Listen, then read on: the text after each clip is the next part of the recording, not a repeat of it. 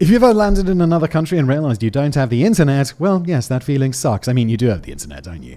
But you go on your phone and you're like, ooh, 5G. And then you use it and you load Google Maps and then you get a massive phone bill. It's like, you didn't turn off roaming, did you? You idiot.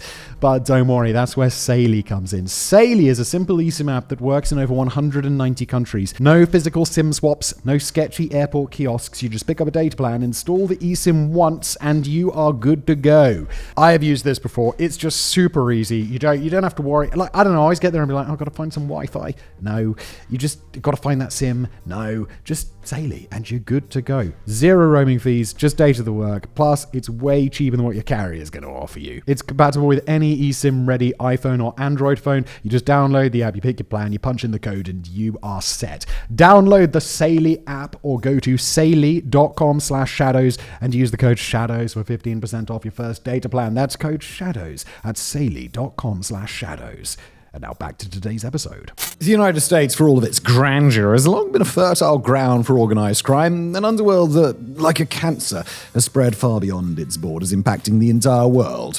Among the many gangs born from the lands of opportunity, few have been as violent, as secretive, or as influential as the Hells Angels Motorcycle Club. Over the decades, the Hells Angels have been branded by the public as drug traffickers, murderers, and worse, even as they've worked to project an image of loyalty and brotherhood. But what has that image cost, and how, despite nearly 8 decades of widely documented criminal activity, has the organization managed not only to survive, but to thrive? Well, today we're going to dig into the Hells Angels' history, their rise, their crimes, and their long dance with law enforcement to uncover how this notorious club became a global powerhouse. Now, following World War II, the entire world grappled with the challenge of returning to normalcy. Many nations were forced to rebuild their cities and countrysides after years of devastation. Americans, however, faced a different struggle. Their homes were largely untouched, but they themselves had been changed forever. They'd left the world they grew up in, crossed oceans, endured unfamiliar ways of life, and learned to adapt or die, ready to be sent home and told to slip back into the lives that they'd left behind.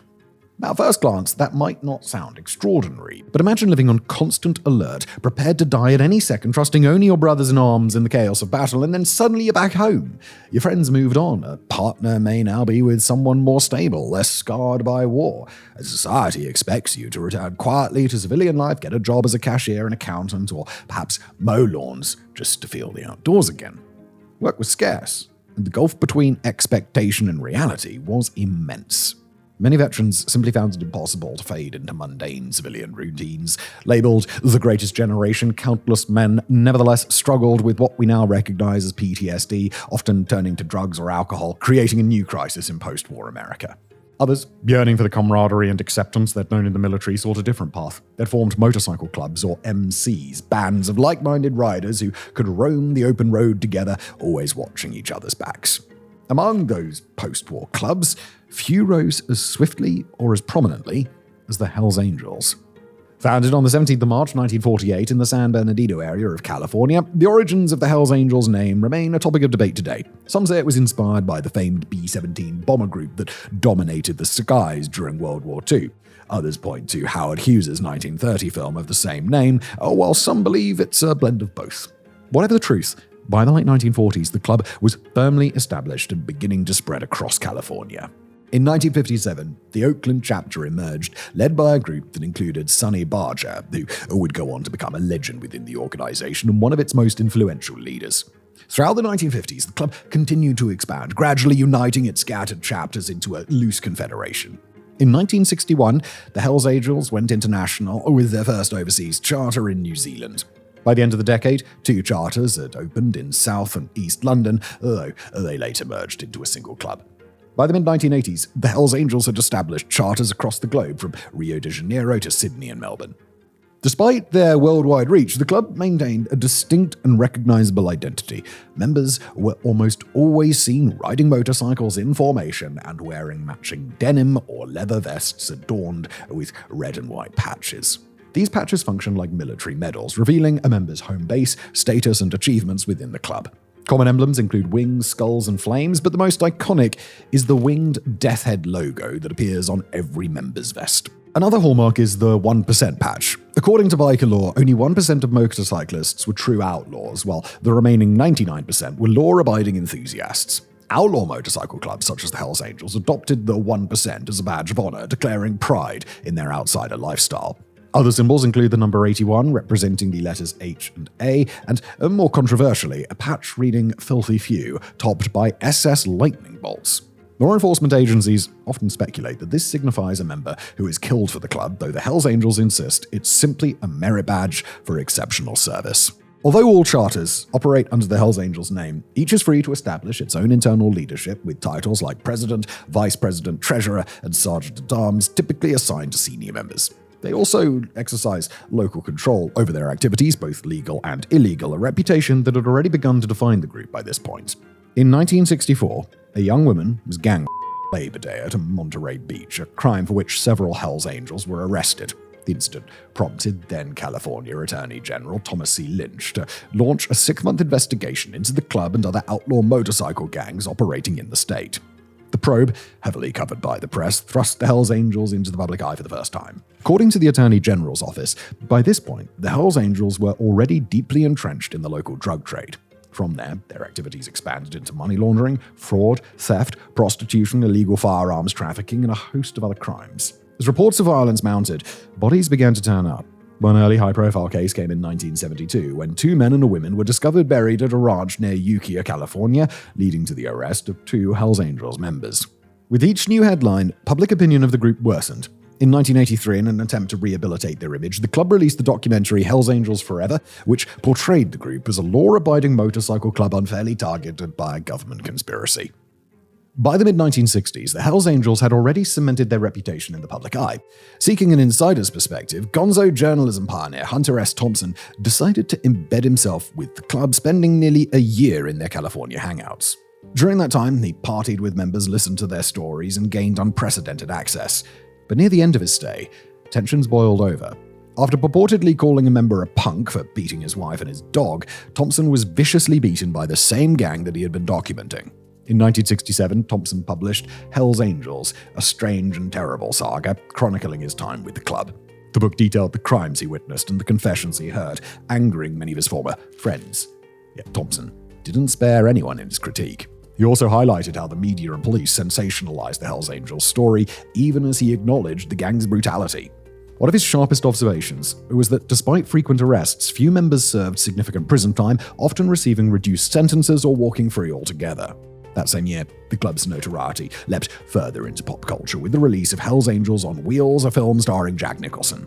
While it depicted the gang's violence and debauchery, the movie still generated fascination and even gave the Oakland chapter founder Sonny Barger a cameo. And this was only the beginning. The Hells Angels would go on to appear in countless portrayals across television and film, cementing their place in the American mythos. Perhaps one of the strangest and most consequential links between the Hells Angels and pop culture began in 1968 with Tom Wolfe's book, The Electric Kool-Aid Acid Test. In it, Wolfe chronicles his travels with author Ken Casey and a band of free-spirited hippies crisscrossing the country. In one passage, he describes an unlikely encounter. The group invite a pack of Hells Angels to a party. Over a weekend of drugs, music, and mayhem, the bikers and the counterculture crowd forge a bizarre friendship that places the Hells Angels squarely inside the hippie movement and, most notably, the Grateful Dead scene. Before long, the club was providing security for Grateful Dead concerts, with Sonny Barger and Jerry Garcia becoming close friends. But this unlikely alliance would soon lead to disaster. On December 6, 1969, nearly 300,000 people gathered at Altamont Speedway outside Tracy, California for a free festival dubbed the Woodstock of the West. With acts like Santana, Jefferson Airplane, and the Rolling Stones on the lineup, expectations were sky high. The Grateful Dead, as one of the event's organizers, hired the Hells Angels for security, reportedly paying them with unlimited beer for the night. It was a decision that would prove catastrophic. As the day wore on, the crowd grew restless and the Angels grew drunker. Violence began bubbling to the surface. The pregnant lead singer from the local band, the Ace of Cups, suffered a fractured skull after being hit with a bottle. Jefferson Airplane's lead vocalist, Marty Balin, was knocked unconscious by a Hells Angel. Meanwhile, Stephen Stills of Crosby, Stills, Nash & Young was repeatedly stabbed in the leg by another Angel, likely high out of his mind. In the crowd, fights were breaking out like wildfire. The Grateful Dead pulled out, refusing to play, but the Rolling Stones remained undeterred and went on stage. During their performance of Under My Thumb, tragedy struck. 18-year-old Meredith Hunter, who had been thrown off stage earlier by security, attempted to return, this time brandishing a gun. Hell's Angels members immediately intercepted him. In the chaos, Hunter was stabbed twice in the head and then kicked as he lay dying. Alan Pissarro, the angel who delivered the fatal blows, was later acquitted after footage surfaced corroborating his claim of self-defense. The killing at Altamont shocked the nation and marked a grim turning point. What had been billed as a new Woodstock became synonymous with violence, and for the Hells Angels, it was only a sign of the bloodshed to come. Just as it had after World War II, the United States saw thousands of soldiers return home from Vietnam and struggle to readjust to civilian life. With the Hells Angels being exclusive to whites only, this left many of the minority veterans without a motorcycle club to join, leading them to start their own. One of the most significant of these was the Mongols MC, created in 1969 in Montebello, California by a group of Hispanic veteran bikers. Within a few short years, the Mongols rose to become one of the Hells Angels' fiercest rivals, though they were far from the only ones. Across the country, as new outlaw motorcycle clubs emerged, the Hells Angels' aggressive expansion sparked violent rivalries with the Outlaws, Bandidos, Pagans, and almost every other gang not directly under their control. Over time, these feuds would lead to countless brawls, arrests, and deaths, fueling some of the bloodiest gang wars in history. One of the earliest major confrontations occurred on March 7, 1971. At a motorcycle trade show in Cleveland, Ohio, a fight erupted between the Breed MC and the New York chapter of the Hells Angels. When the dust settled, 5 bikers were dead, including Jeffrey Coffey, a New York Angel. But the violence didn't end there. A few days later, 8 Hells Angels traveling to Coffey's funeral in New York stopped at a leather goods shop. Inside, they brutally assaulted the shop's owner. When a 17-year-old girl visiting from out of town tried to intervene, she became their next target. The group restrained the man and reportedly the girl for hours before he managed to escape and alert police. By 1994, the Hells Angels' violent reputation had crossed the Atlantic. In Denmark, tensions had been simmering for years between the club and nearly every other motorcycle gang in the country, including the Morticans MC and the Bandidos. Those hostilities exploded into open warfare that spread across northern Europe, a conflict soon known as the Nordic Biker War. Between 1994 and 1997, the region became a battleground. 11 people were killed, 9 bikers and 2 innocent bystanders, and another 96 were wounded. The scale of the violence was staggering. Car bombs, machine guns, hand grenades, even anti-tank rockets were deployed as rival gangs turned quiet Scandinavian streets into war zones. And yet, for all its bloodshed, the Nordic Biker War was not the deadliest conflict the Hells Angels would ever be involved in. At the same time that Denmark was erupting into a biker war, Canada was sliding into its own. Maurice Boettcher, head of the Quebec Hells Angels, and Salvatore Cazzetta, leader of the upstart Rock Machine MC, had once been allies. Before joining their respective groups, the two had co-led a white supremacist motorcycle gang called the SS, even fighting side by side against the Hells Angels when the group first pushed into Quebec's drug trade in the 1970s. But when Boettcher switched sides and joined the Angels, Cazzetta saw it as betrayal. He formed the Rock Machine MC in direct opposition, sparking an inevitable rivalry. For a time, both men tried to avoid direct confrontation. Each set up puppet motorcycle clubs to do their dirty work, street-level crime and violence, while keeping their main organization's reputations intact. Yet, as both groups expanded, so too did the tensions. Making matters even more volatile, the Quebec Hells Angels were reportedly backed by the Montreal Mafia, while the Rock Machine formed a coalition of rival gangs known as the Alliance Against the Angels, also known as the Dark Circle.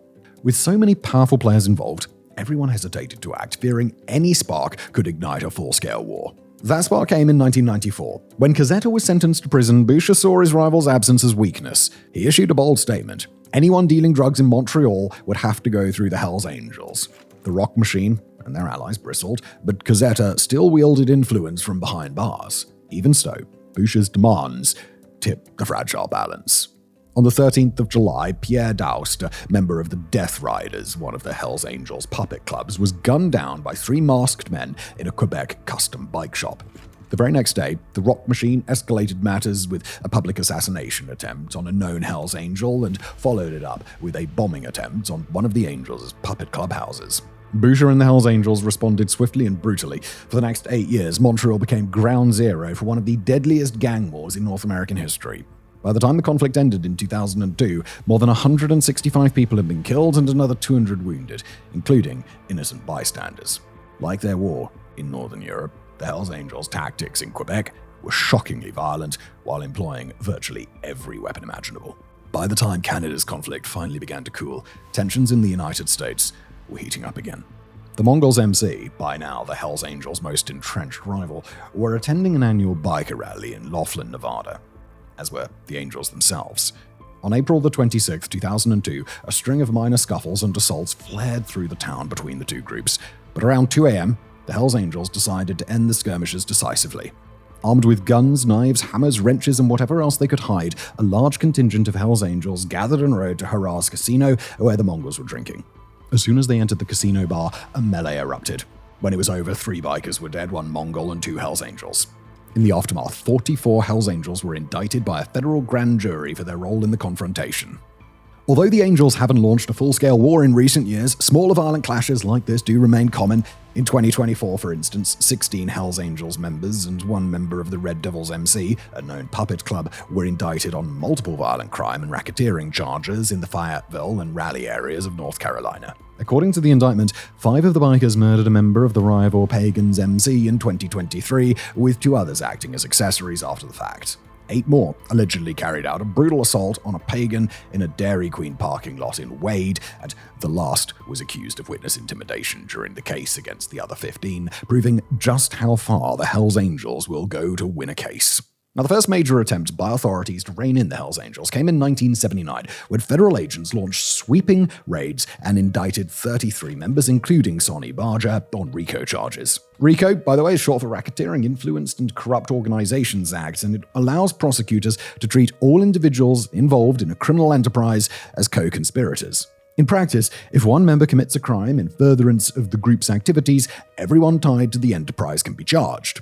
By this point, according to the FBI, the Angels were no longer a small-time gang, but a full-scale, international drug trafficking organization posing a global threat.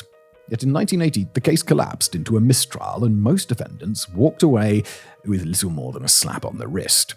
In the years that followed, especially under the Reagan administration's anti-drug crusade, federal agencies redoubled their efforts to dismantle the biker gangs nationwide. One of the boldest moves came under Operation Rough Rider, when FBI agent Kevin Bonner infiltrated the Hells Angels for 2 years.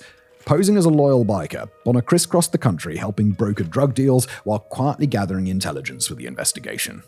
His work culminated in one of the largest coordinated strikes ever against the club. Roughly 1,000 law enforcement officers raided 50 locations across the eastern US, seizing an arsenal that included Uzi submachine guns, anti-tank weapons, and about $2 million in methamphetamine, cocaine, and LSD. Despite the firepower at their disposal, most Angels surrendered without a fight. Only one officer, a Connecticut state trooper, was injured, taking a bullet to the hip. By that point, scenes like this were hardly unusual. For nearly as long as the club had existed, it had been a fixture in courtrooms, facing legal action of almost every kind. Ironically, the Angels have also become notorious for their own aggressive use of the courts, filing lawsuits as readily as they've been targeted by them. In 2007, following Disney's release of the film Wild Hogs, the Hells Angels took on the media giant in court. The comedy, starring Tim Allen and John Travolta, followed a group of middle-aged friends on a cross-country motorcycle trip that lands them in trouble with a biker gang sporting a Death Head-style logo, clearly meant to evoke the Angels. The real club, however, was not amused. They accused Disney of infringing on their trademark name and insignia. 3 years later, they launched a similar lawsuit against fashion house Alexander McQueen for producing designer rings, clutch purses, and dresses that allegedly incorporated Hells Angels imagery. These were far from isolated incidents. Over the years, the Angels have sued a wide range of companies, including Marvel Comics, Toys R Us, and even a teenage girl on eBay selling patches resembling their logo, all for what they viewed as trademark violations. And intellectual property battles were not the only legal fronts. Between 1999 and 2007, the city of New York and the NYPD paid the club more than $800,000 to settle claims over allegedly illegal raids on their Manhattan clubhouse. So when a woman was found beaten outside that same clubhouse in 2007, police approached the subsequent raid with extra caution, keenly aware of the gang's litigious streak. Authorities abroad have fared no better. The Hells Angels established a chapter in Johannesburg in the early 1990s, and by 2010s, they had begun planting charters in Southeast Asia, particularly Thailand. This has given the gang a presence on every continent except Antarctica. Despite decades of public outrage and law enforcement crackdowns, the Hells Angels continue to expand with little sign of slowing down. They remain the world's largest and most notorious outlaw motorcycle club, boasting an estimated 600 charters across 66 countries, more than 6,000 members, and countless affiliated puppet clubs, all with dozens of bikers, all loyal to the Hells Angels. With so few obstacles in their way, the gang shows every intention of continuing to operate on its own terms, regardless of who stands in their path. Thank you for watching.